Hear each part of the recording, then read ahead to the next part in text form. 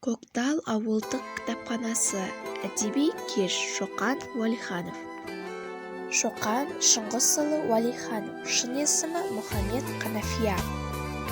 Шоқан Шыңғысұлы Уәлиханов қазақтың ұлы ғалымы, ориенталист, тарихшы, этнограф, фольклорист, ағартушы және де демократ. Ол қазіргі Қостанай облысының Сарыкөл ауданында 1835 жылы туған.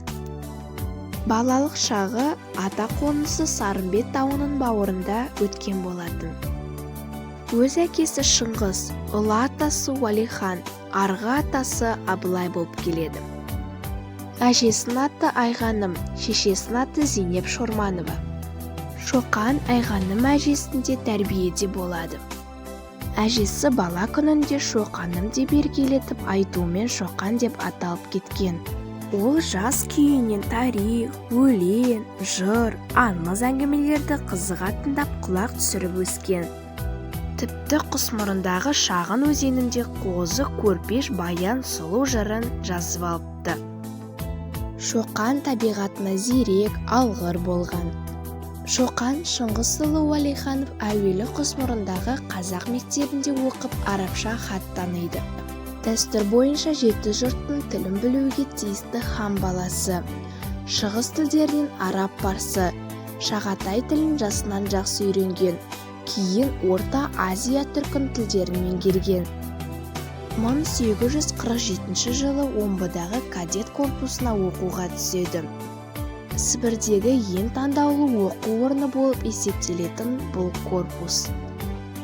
Шоқан Уәлихановқа арналған тақпақ.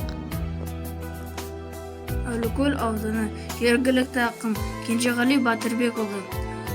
Орта бұлақ, ата мекен туған жерім, қан тамып кіндігімнің жуған жерім.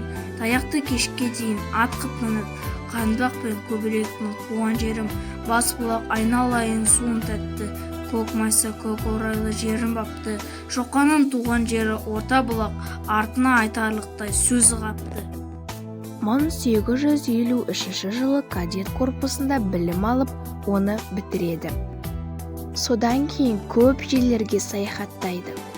1861 жылы өкпе ауруынан асқынып, туған ауылына оралады. Ал 1865 жылы Шоқан Алтын Емел жотасында дүниеден өтеді.